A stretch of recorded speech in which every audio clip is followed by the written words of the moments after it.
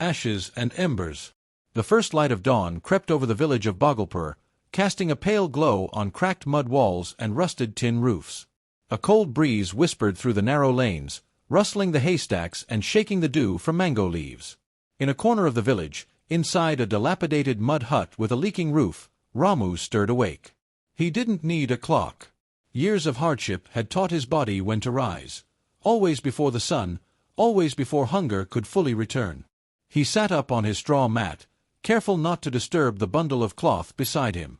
It shifted slightly, revealing the face of a young girl, her eyes closed in peaceful sleep. His daughter, Gudiya. She was 9, small for her age, but bright-eyed and full of questions he often didn't have the answers to. Since his wife's death 3 years ago, Gudiya had been his only light, fragile and flickering, but his reason to keep going. Ramu stood up slowly, his bones cracking in protest. He reached for his tattered shawl, wrapped it around his shoulders, and stepped outside into the cold morning. The village was still half asleep. Smoke curled from a few chimneys. Roosters crowed from afar. But the real world waited in the fields, and it showed no mercy. The landlord, Thakur Singh, owned nearly all the land in Bhagalpur. Ramu, like most villagers, worked for him, tilling, sowing, harvesting. Hard labor for 20 rupees a day. No rights, no benefits. Just survival. He arrived at the fields just as the overseer barked his orders. Ramu joined the others, bending low to pluck weeds and turn soil. The cold turned to heat as the sun climbed higher, and sweat soaked his thin shirt. His fingers ached, but he didn't stop. Every rupee mattered. By noon, his thoughts drifted to Gudiya. Had she eaten the last of the flatbread he left? Was she still drawing in that old notebook she'd found in the garbage heap? "Ramu," said a voice behind him. It was Hariya, an old man with a stooped back. "You should think of sending Gudiya to the school. She's sharp." Ramu nodded faintly. "And who will feed her while she studies?" "Books don't fill bellies, Hariya." Hariya sighed. "No, but they build futures." Ramu didn't reply. He wanted nothing more than that, for Gudiya to live a different life, to escape the suffocating grip of poverty. But dreaming was a luxury the poor couldn't afford. Not when every day was a battle for food. Later that afternoon, the village square buzzed with news. A government officer had come to announce a new development scheme. Promises of free schooling, ration cards, and housing loans were plastered on a crumbling wall. A meeting was held under the peepal tree, where villagers gathered, hope flickering in their tired eyes. Ramu stood at the edge, clutching Gudiya's hand. The officer spoke in polished Hindi, explaining that the government had launched a rural upliftment program. Free education for children, health camps, skill training for laborers. All they had to do was register. But before Ramu could approach, Thakur Singh stepped forward, smiling broadly. "Don't worry, Sahib. We'll make sure the deserving families are listed." The officer nodded and left soon after, trusting the local elite to implement the plan. Ramu waited patiently, then approached Thakur Singh's assistant.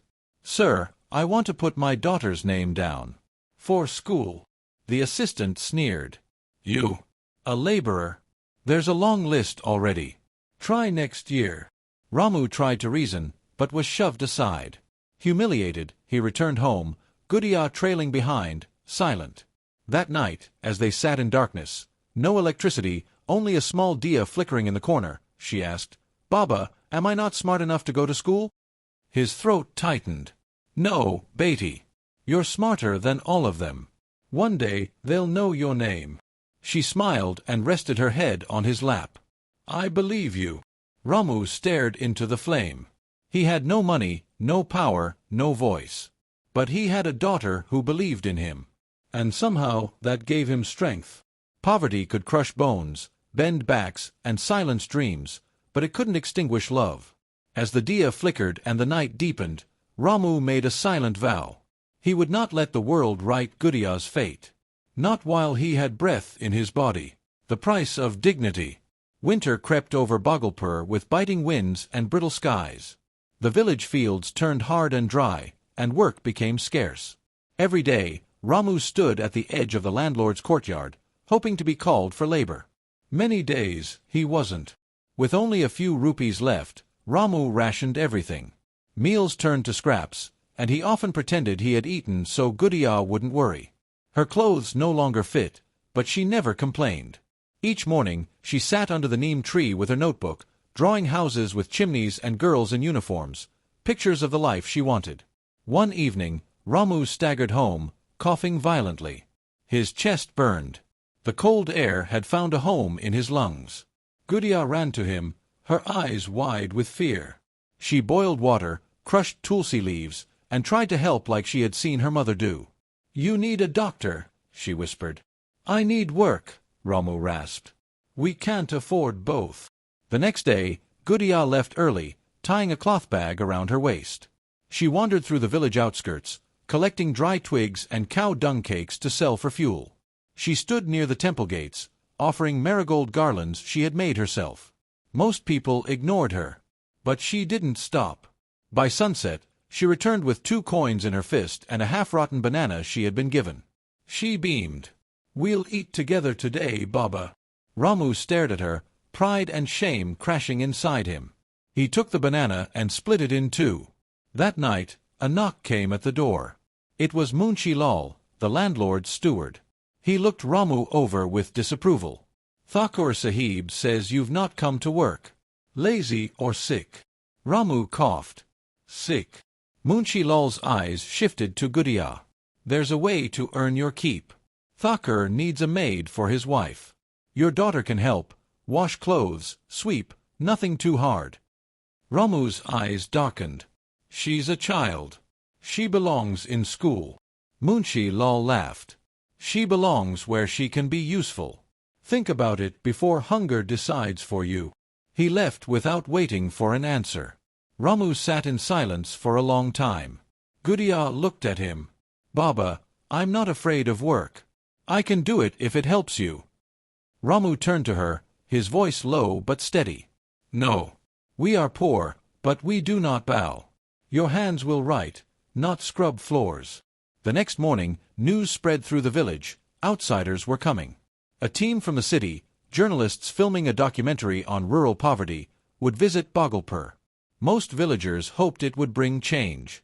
Others feared trouble. The team arrived in dusty jeeps with cameras and notepads. Leading them was Meera, a young reporter with sharp eyes and quiet empathy. She spoke to villagers, asked questions, listened closely. When she reached Ramu's hut, Gudiya stood at the door, her eyes curious. Meera knelt down. "What's your name?" "Gudiya." "What do you want to be?" "A doctor." Ramu emerged behind her, holding a piece of cloth to his mouth. Meera rose. "May I speak with you?" They sat under the neem tree.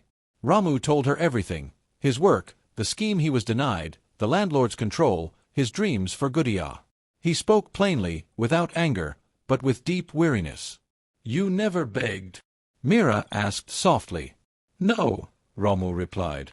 "I've starved, but never begged. Poverty is cruel, but it's not a reason to lose your dignity." Meera looked at him, visibly moved. "You have more strength than most men I've met." She took a photo of him and Gudiya before leaving. Ramu thought little of it. People came, asked questions, and left. Nothing ever changed. But this time it would. That night, Gudiya curled beside him, clutching her notebook. "Did I say too much to the lady?" "No," Ramu whispered, stroking her hair. "You spoke the truth. And truth, sometimes it can move mountains." Outside, the wind howled through the trees, but inside the small hut, a fragile warmth remained. Not from food, not from fire, but from the unshaken bond between a father and his daughter, and the quiet defiance in their hearts. The spark of hope. 3 weeks passed. Life in Bhagalpur went on, stubborn and slow. But something had shifted, like a distant storm rumbling toward a sun-scorched field. One morning, Ramu was at the well, filling a bucket, when Hariya came running, breathless and wide-eyed. "Ramu, your photo is in the newspaper. Your daughter too." Ramu blinked. "What?" Hariya waved a crumpled Hindi daily. On the front page, beneath the headline, "The Forgotten Villages of India," was a photo, Ramu sitting under the neem tree, Gudiya beside him, smiling shyly. "They printed your story," Hariya said, grinning. "It's everywhere, Delhi, Mumbai, even on television, they say. Ramu felt a strange tightness in his chest, not fear, not pride, something heavier, unfamiliar. That afternoon, more news came. A team of government officials was on its way. The collector himself. And journalists. And Meera. The village buzzed with nervous energy. Thakur Singh tried to act unfazed, but even his loyal men looked uneasy. By evening, white SUVs pulled up at the village entrance. Officials in crisp shirts, surrounded by guards and aides, walked in with notepads and serious faces. Meera was among them, dressed simply, but carrying an air of quiet confidence. A meeting was called in the village square. The collector, Mr. Arvind Rao, stood before the crowd. "We've seen the documentary. We've read the reports. What's happening here is not just negligence, it's exploitation. That ends today." Thakur Singh stepped forward, smiling. "Sir, there's a misunderstanding. These people are uneducated. They don't understand paperwork." "Save your excuses," Mr. Rao snapped. "There will be an investigation. Starting now." The crowd murmured. Thakur's smile vanished. Later, Meera approached Ramu's hut. Gudiya ran to hug her. Ramu folded his hands in greeting. "You didn't just speak," Meera said to Ramu. "You lit a fire." Ramu shook his head. "I only told the truth. That's why it mattered." Over the next week, everything changed. The corrupt panchayat officials were suspended. Thakur Singh was fined and stripped of village oversight. A team was appointed to enroll all children into school, including Gudiya. Free books, uniforms, and meals were promised. A social worker came to the hut and handed Ramu a slip. "This is your enrollment in the skill training program. They'll teach you carpentry, masonry, even basic farming techniques. And they pay during training." Ramu stared at it, overwhelmed. I don't want charity." "It's not charity," the man said gently. "It's your right." Despite his doubts, Ramu began attending the training center. It was humbling at first, learning to handle new tools, sitting beside younger men, being taught like a child. But he persisted. Every evening, he returned home with stories for Gudiya, who listened wide-eyed. Gudiya, too, started school. The first morning she wore her uniform, Ramu couldn't speak. He simply looked at her, tears pricking the corners of his eyes. Her smile was the sun. Weeks turned to months. Ramu became one of the best trainees in the center and was soon offered a job helping construct new school buildings in nearby villages. He earned more in a week than he once made in a month. With the extra money, he bought Gudiya new pencils, a lunchbox, and a solar lamp so she could study at night. One evening, as they sat outside their now-repaired hut, Gudiya reading aloud from her textbook, Meera returned. She was filming a follow-up. Ramu greeted her with quiet confidence. "You've come back." "Yes," Meera said. "I wanted to see if the spark lasted." "It's small," Ramu replied, "but steady." Gudiya handed Meera her notebook. "I've written a story about a girl who becomes a doctor and builds a hospital in her village." Meera read the first few lines and smiled. "I think she will." Before leaving, Meera turned to Ramu. "There are thousands like you still waiting to be heard. Would you consider helping us reach them?" Ramu nodded slowly. "If my voice can lift another life, then yes." That night, Gudiya leaned against her father and whispered, "Baba, you said one day the world would know my name." He smiled. "Yes. And maybe now, they'll know yours too." Above them, the stars shimmered, no longer distant or indifferent, but full of quiet promise. The fate of the poor was not fixed. It was written each day, by courage, by truth, and by those who dared to believe in change. A future rewritten. The seasons rolled on. In Bhagalpur, where dust once choked dreams and silence followed injustice, change now moved like fresh rain across parched ground. It was slow, imperfect, but real. The village school, once a crumbling shell, now had 4 new classrooms, clean desks, and a full-time teacher. Children who had never touched a book before now recited poems in chorus. Among them sat Gudiya, always on the front bench, her notebooks filled with neatly written notes and colorful drawings. Ramu walked past the school one morning, carrying a tool bag slung over his shoulder. He was headed to a new project site, a health center being built on the edge of the village. His hands, once worn and bruised from digging fields for meager pay, now crafted walls, shelves, and window frames. His work had purpose, and he was proud of it. People now came to Ramu for help, young men who wanted to learn skills, elders who asked him to speak at community meetings. The man once invisible had become a symbol, not of charity, but of self-earned dignity. But Ramu never let pride blind him to the truth. He knew there were still families in Bhagalpur who suffered quietly, still children who worked instead of learning, and still gatekeepers who tried to keep the poor in their place. One afternoon, Ramu returned home to find a visitor waiting. It was Meera again, her camera crew discreetly filming in the background. "I heard you've been helping the panchayat set up a vocational center," she said. Ramu nodded. "We're trying. There's still resistance, but people are speaking up now. Not just me. That's why I'm here," Meera said. "We're organizing a summit on rural development. I want you to come and speak. In Delhi." Ramu blinked. "Me? What would I say to a room full of ministers and officers? You'll tell them what you told me the first time, the truth." It took days to convince Ramu. But eventually, with Gudiya's proud nod, he agreed.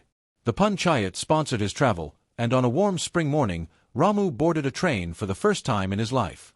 Delhi overwhelmed him, the size, the speed, the constant hum. But when he stood at the podium, microphone trembling in his hand, his voice was steady. "I am not here as a beggar," he said. "I am here as a father who wanted his daughter to dream. I am here as a man who lived a life no one noticed, until someone listened. If poverty is a trap, then neglect is the rope that tightens it. But when dignity is returned, even the poorest can rise." The room fell silent. Then came applause, not polite, but real, heartfelt. When Ramu returned to Bhagalpur, he wasn't met with garlands or drums. But he was met with something better, respect. A few weeks later, a letter arrived from the district office. Gudiya had been selected for a special scholarship for rural girls, full tuition through secondary school, with mentorship from women professionals. She held the letter in trembling hands. "Baba, this means I can be a doctor." Ramu smiled, eyes shining. "This means you will be." Years passed. Gudiya finished school with top marks. She moved to Patna for her studies, staying in a hostel, her room decorated with photos of Bhagalpur, of her father, and a small paper that read, "Truth can move mountains." Back in the village, Ramu continued his work. He helped set up night classes for adults, repaired homes, and mentored young workers. He never ran for office, never craved power. He simply stayed a pillar, strong, steady, and kind. And one day, as Bhagalpur celebrated the opening of its first rural clinic, a young woman stepped out of a small car wearing a white coat. Dr. Gudiya Kumari. The village gathered, clapping and cheering, as she walked toward the clinic's door. Ramu stood at the edge, watching, hands folded. She spotted him, ran forward, and hugged him tightly. "You kept your promise, Baba," she whispered. "No," he said, smiling through tears. "You fulfilled it." Inside the clinic, she opened her bag and took out a framed photo. It was that old newspaper clipping, the one with her and Ramu under the neem tree. She placed it on her desk. "Let them see where I come from," she said. The fate of the poor, once written in hunger and silence, had been rewritten, by courage, truth, and the unbreakable bond between a father and his daughter. And though poverty still existed, so did something stronger, hope.